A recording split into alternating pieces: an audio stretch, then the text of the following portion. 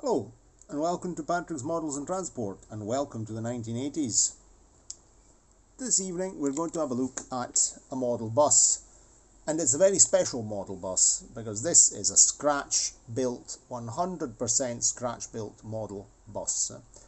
In fact, it's a model Inbus U210, scratch-built by my friend Bruno Principe from Florence. We see it here, it's in 143.5 scale, and we see it with a Fiat Regatta, which gives us context because it's a 1980s bus. But the Regatta is just here because I am a Regatta owner, and these are two very iconic vehicles of the 1980s. So we'll move the Regatta out the road and we'll talk about the bus. So we're going to have a look. I've got lots of high-tech. This is a shoebox this box lives in, so and we've got a very interesting turntable. It's a manual turntable. Right, so I also wish to dedicate this video to my friend Giovanni. Giovanni, he is on YouTube. His channel is called at Autobus Anni 70, so Autobus Anni 70. I'll add the link in the description, and he's tagged in this video. Shout out to Giovanni, because in this period Giovanni has some serious health problems. His mobility is extremely impaired, and this is a video that I dedicate to Giovanni. We both have the passion for buses. We've known each other for many years, and he also appeared in one of my videos in January or February at that very nice event organized by Fondazione FS with a historical train with E656 at the ex-railway station of Abano Terme near Padova, where the Classic Bus Association Storicbus, Giovanni is a member of, took care of the shuttle bus service for the participants for the historical train passengers, with 3 historical coaches, including his Fiat 306 Cameri, very beautiful coach that we saw in the video. I will add the links in the description box as well.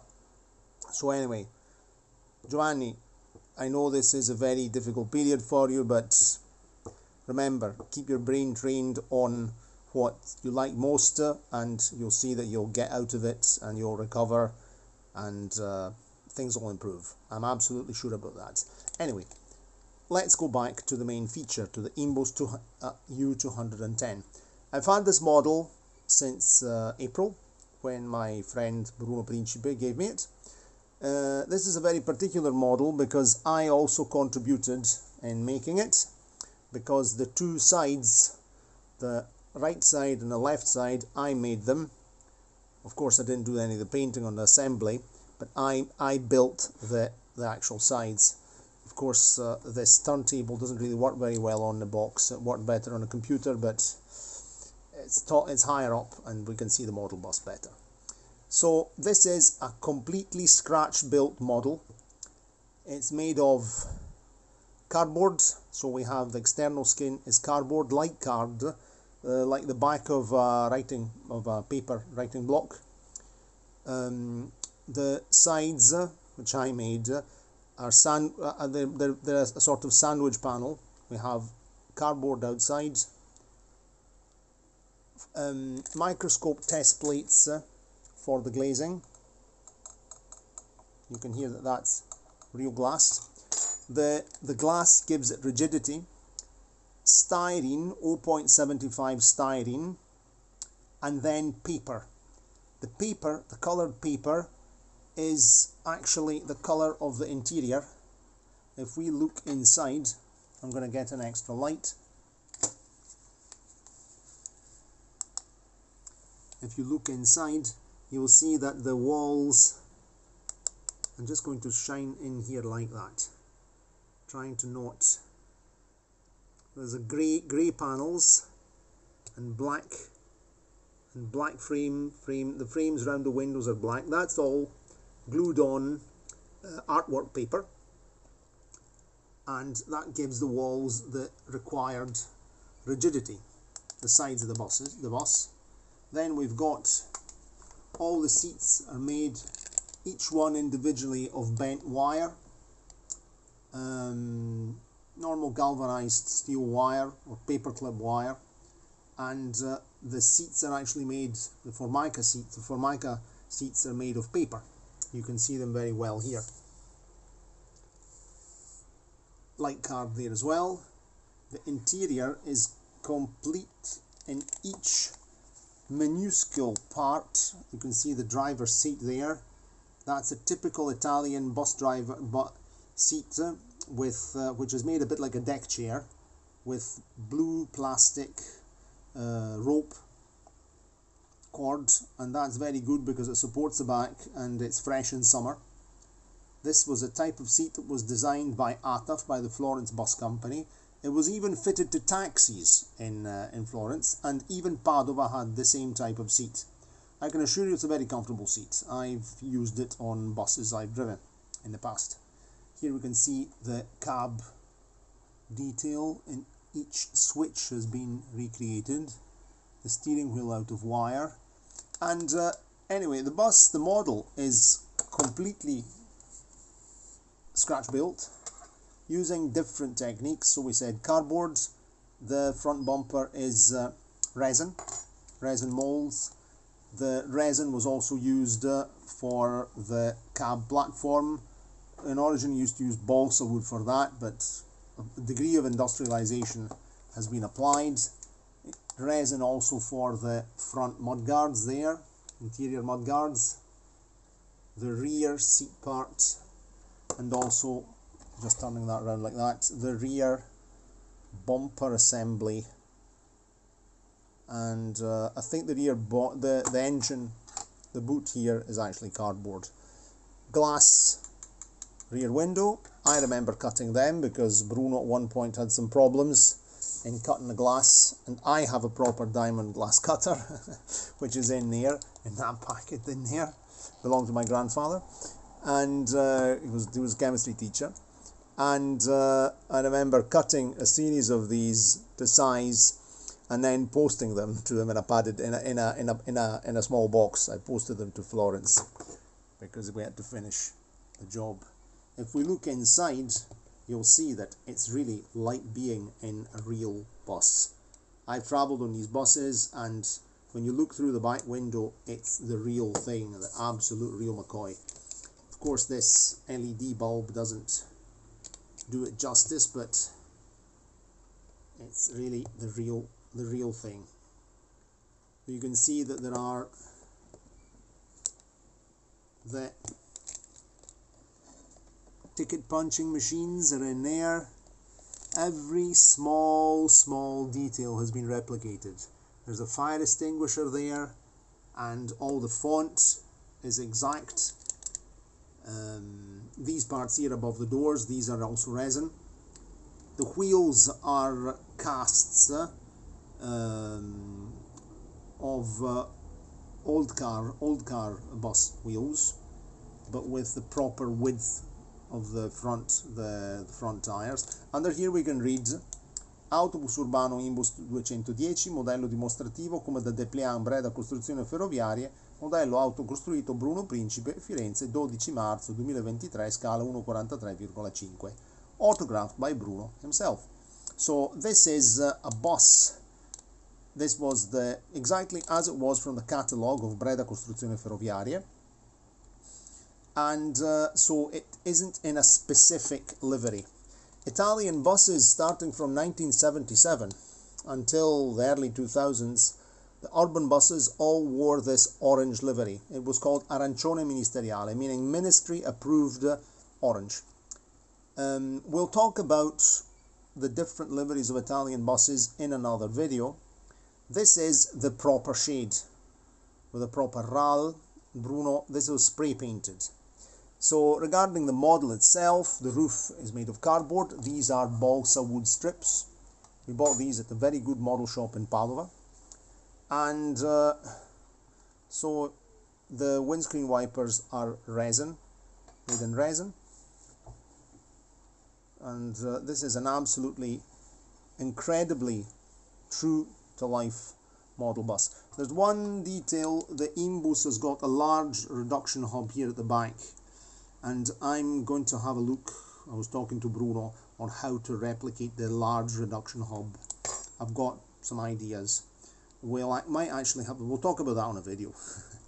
Anyway, of course, these Bruno also makes these buses on order, and he'll make them also according to the different specifications, different bus companies. So you might have different handrails, different type of font at the side, badges or weathering, like a big splodge of diesel here under the tank. That was a big job. I remember cutting that out. That was, once I got the cardboard at the very end, the light cardboard outside, this styrene, the paper and all the rest, then I had to cut that out. So that was a bit of a job. I went through a lot of cutter blades doing this job. Anyway, the details are all there. It's absolutely incredible, the level of detail.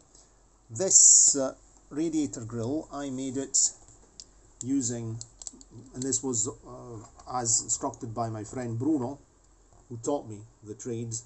I would like to learn to do the whole thing, but I'd never have time to assemble a whole bus. I've already not got time to for my own projects. So this is tool mounted on a piece of coloured black with a marker pen, and then mounted on a piece of black paper, and then glued all together. Under here you can see that there's this slight piece of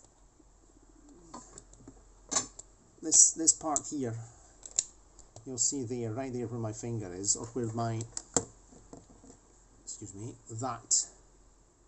This was a sort of protection. It protected the radiator, and it protected the bottom of the. I'm just going to go down like that. Let's see if you can see it better, or I'll lift this up. See? It was a protection. It protected the silencer and the bottom of the radiator, and that generally hung off the back of the bus. So that is a hyper-realism, shall we say. So this is an Inbus U210 city bus, and we'll talk about the real thing. And what was Inbus? So Inbus was a consortium of Italian bus manufacturers. It was in business between 1977 and 1987, and it was formed by 4 big manufacturers: Breda Costruzioni Ferroviarie, De Simon, Sicca and Sofer, where Breda Costruzioni Ferroviarie, De Simon and Sofer were coach builders, and Sicca was made the chassis, suspension and all the rest. Sicca from Vittorio Veneto. Vittorio Veneto is in the province of Treviso, not that far from here. It's also famous because it was the final battle between Italy and Austria-Hungary at the end of the war, with an Italian victory in 1918. End of October, beginning of November 1918, which led to the victorious armistice for Italy on the 4th of November 1918. And Sicca itself nowadays is still in business, but it no longer makes buses. It's part of Iveco defense vehicles, so they decided to move into to concentrate in a much more lucrative sector, the one of military vehicles and armored cars, because apparently, we just have to read the news to see and realize it's it's a much better sector than making buses. In Padova Bus Company ACAP only operated 5 of these buses. They took 5 as a trial. They had De Simon bodywork from Osoppo in Friuli, one of the 4 consortium members up in Osoppo in Friuli, so from the northeast. They didn't like them much because the Inbus is a very good bus, very rigid, very robust, but it has very hard suspension. So Padova's bus crews did not like the hard suspension. At the beginning, they had these buses came with a Fiat 8200 horizontal engine, fitted here at the back, 6 cylinders, and it was coupled up with either a Foyth or an Allison automatic gearbox, 3-speed gearbox. The Allison has a control lever, forward, neutral and reverse. I've driven both types. The Allison can be a bit jerky. So part of us ones had Allison gearboxes at the beginning. They did not like them. They switched to Foyth gearboxes, but they only bought 5, and then they decided to buy the Fiat 470, which is a completely different bus, much softer to drive. And the bus club I belong to, Inbus Club Veneto, has one, and I've driven it, and I can assure you that the Fiat 470 is a much more comfortable bus for the driver compared to the Inbus. You drive the Fiat 470 for a few hours, your bike is all in one piece. You drive this thing here for a few hours, your bike is in fragments. But the Inbus has a much narrower, tighter turning radius, so it's a much more maneuverable bus if you have to do silly maneuvers. The Fiat 470 and its development, the Iveco 471, they have a wider turning radius, so this is an advantage of the less suspension but more maneuverable, let's say. The Inbus remained in production, the U210 176, this is the 176 chassis, was the very first model to enter production. Then there was the 177. There are minor differences with this one here. The 176 has one thick pillar here and thin. The 177 has 2 thicker pillars here. But we'll actually talk about the Inbus in a dedicated video, going through all my photographs and other footage that I have of these buses from Treviso. Treviso had a very large fleet of Inbus buses, both 176, 177, FT, FTN, and eventually when the consortium broke up, each manufacturer went their own way.